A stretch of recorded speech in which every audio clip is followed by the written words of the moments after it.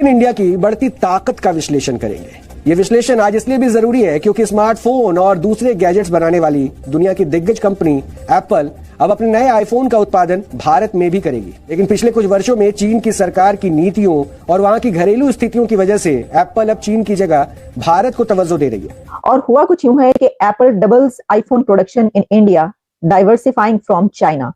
यह है ब्लूमबर्ग की रिपोर्ट कि 2024 में इंडिया में एप्पल की प्रोडक्शन डबल हुई है और $14 बिलियन कहे जा रहे हैं। वहाँ पे एप्पल मैन्युफैक्चर हो रहा है, बाकी जो फ़ोन है वहाँ पे मैन्युफैक्चर हो रहे हैं, चाइना से वो सारा कुछ निकाल रहे हैं। हमारी जो लीडरशिप है उनको इस चीज़ का अंदाज़ा ही नहीं है कि वो आवाम के साथ क्या खिलवाड़ कर रहे हैं। पूरी दुनिया को इस चीज़ का पता है कि भाई इंडिया के अंदर जो इस वक्त डिजिटाइजेशन है, इंडिया एक डिजिटल कंट्री बन रहा है और पूरी दुनिया वहाँ पे जो है वो पैसा लगाने की बात कर रही है और उनको पता है ये डिजिटाइजेशन पुश है, तो हमें इसमें ज़रूर अपना हाथ डालना चाहिए। Apple has bet big on India since it began iPhone assembly in the country in 2017. The country is now planning to further boost the iPhone production in the country, especially as the company has accelerated plans to shift some of its iPhone production outside of China and in India. 7 में से एक iPhone जो है वो India में इस वक्त बन रहा है, लेकिन ये इतनी स्पीडीली ग्रोथ आ रही है, इतनी तेजी से जो है इंडिया इसके अंदर आगे बढ़ रहा है कि इसको ये कहा जा रहा है कि ये डाइवर्सिफिकेशन है। ये आप देखेंगे कि चाइना से उठकर जो है ये इंडिया में कितनी तेजी से जा रहा है, इसको इस तरीके से लिया जा रहा है। पाकिस्तानी मैन्युफैक्चरिंग मोबाइल के हवाले से भी जीरो क्यों है? बेसिकली मैं आपको यहाँ पे बता दूं कुछ कि आपके नॉलेज के लिए कि बाहर से काफ़ी कंपनीज आई थी जिन्होंने प्लांट्स लगाए थे पाकिस्तान में।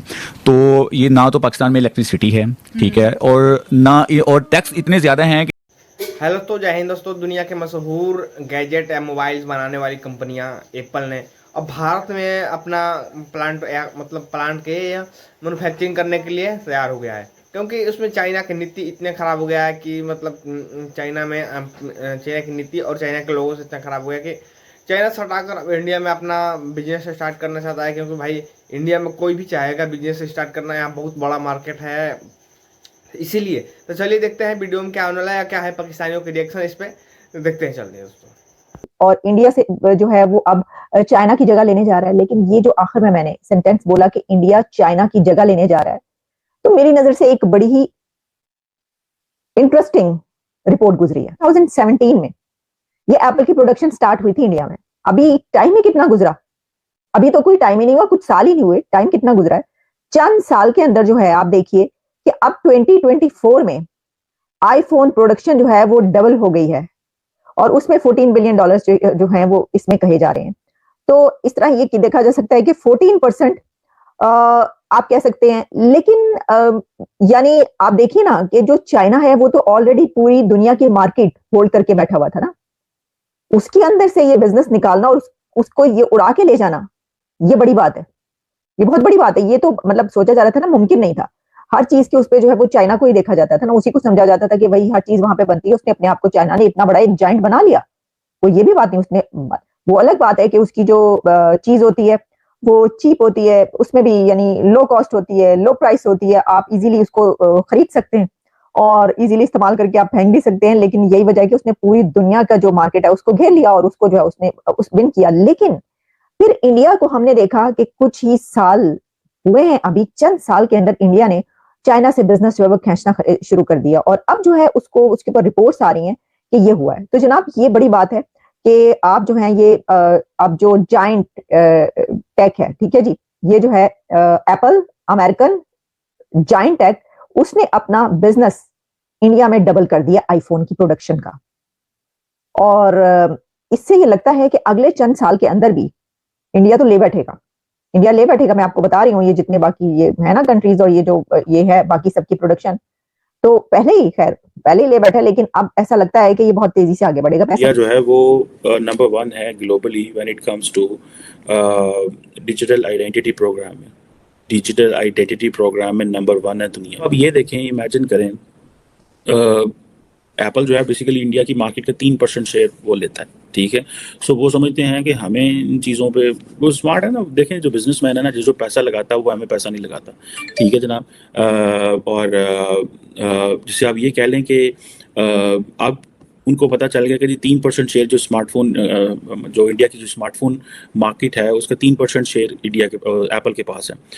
और ये फिजिकल जो टेल है वो पहले उन्होंने नहीं खोला, वो कोविड के मसाइल थे और पता नहीं क्या क्या वहाँ पे मसाइल थे। लेकिन अब आप इमेजिन करें कि जैसे ही वहाँ पे जो आईफोन असेंबल होना शुरू हुआ है, जो ताइवान कॉन्ट्रैक्टर है उन्होंने वहाँ पे लगाया, फिर वो एक जो फॉक्सकॉन था मैन्युफैक्चरर था, फिर और ग्रुप हैं, और सुनने के आ रहा है कि एप्पल जो है वो इंडिया के अंदर आईपैड एंड एयरपॉड्स भी मैन्युफैक्चर करने जा रहा है। अब ये एक ग्रोथ होगी इंडिया के अंदर। आप उसको इंडिया की पॉपुलेशन, इंडिया के बड़े नंबर का जो है वो उनको फ़ायदा है कि, और वो समझते हैं कि ये जो चीज़ है that is going to benefit India. अब इंडिया के अंदर टेक्नोलॉजी के रास्ते और खुलेंगे, टेक्नोलॉजी सस्ती होगी, जितनी ज़्यादा टेक्नोलॉजी सस्ती होगी उतने ज़्यादा आसान है। इधर मैंने देखा है कि वो जाएँ, देखें अब ये होते हैं कंपनियाँ, ये होती हैं, आप जाएँ, आप अमेरिकी सिटीज़न हैं, आपको वो $50 में जो है ना, $70 में, $40 में $1200 का फ़ोन दे देते हैं। $40 के में आपको $1200 का फ़ोन दे देते हैं, जो कि पाकिस्तान में 5 लाख रुपए है। पाकिस्तान में 5 लाख रुपया अगर किसान ने या किसी बंदे ने बैंक से लेना हो ना जी, तो उसको वो लाइनों में लगा के महीनों महीने जलील कर देते हैं 5 लाख रुपए के लिए। जो शामिल है इसके अंदर ब्लूमबर्ग की रिपोर्ट में कि इंडिया अगर जो है वो अपनी उसकी तरक्की की रफ्तार जो है वो हर साल यानी उसकी तेज हो जाए, और उसमें जो है वो यहाँ तक पहुंचे कि फिर आप ये देखेंगे कि जल्द ही अगर 7% के हिसाब से इंडिया जो आगे बढ़ता है तो उसमें 23.8 जो है वो चाइना की ग्रोथ होगी और 25% टू इंडिया की ग्रोथ हो जाएगी। यानी इतने से फर्क के साथ भी जो है वो आप देखेंगे कि जो चाइना है वो 23 पे रह गया और इंडिया 25 पे आ गया, और बाकी जो रेस्ट ऑफ द वर्ल्ड है वो 43.3% पर जो है वो करेगी, कंट्रीब्यूट करेगी मिलकर। अब ये मैंने आपको बताया है कि अगर इंडिया की जो स्पीड है वो इतनी थोड़ी सी ज्यादा हो जाती है तो उसके बाद फिर ये होगा। अब इसमें कुछ फैक्टर्स हैं, आप याद रखिएगा। इसमें क्या फैक्टर्स हैं वो मैं आपको बताती हूँ। फैक्टर्स ये हैं कि चाइना और इंडिया का जब हम देखते हैं, मुकाबला करते हैं, तो उसमें बहुत सारी चीजें ऐसी हैं जिसमें जो चाइना वो भी इतना आगे है कि इंडिया को उसको कम्पीट करना है। मसलन एक तो इंफ्रास्ट्रक्चर जो है वो चाइना ने बहुत तेजी से बनाया है, और उस तक पहुंचने के लिए जो सिटीज हैं उनको इंडिया को ज्यादा करना पड़ेगा। ठीक है ना। अभी भी जो आप कह सकते हैं एग्रीकल्चर है और उससे रिलेटेड जितने भी वहां पर फैक्टर्स हैं वो सब इंडिया में अभी भी ज्यादा हैं, जबकि चाइना जो है वो उनको शहरों की तरफ ले आया है। चाइना वहां से निकलकर, खेतों से निकलकर एग्रीकल्चर को उसने अब, यानी ये कि उसके सिटीज भी ज्यादा हैं और जो अर्बन उसमें तरक्की है वो ज्यादा होती है। अभी इसमें चाइना की नीति बहुत खराब है। चाइना से एप्पल भाग रहा है, कुछ दिन में और कुछ कंपनी, बाहरी कंपनी, विदेशी कंपनी होगी वो भी भागेगी। और चाइना के जीडीपी वगैरह जो भी हो वो गिर जाएगा। दोस्तों वीडियो अच्छा लगा तो लाइक जरूर कीजिएगा।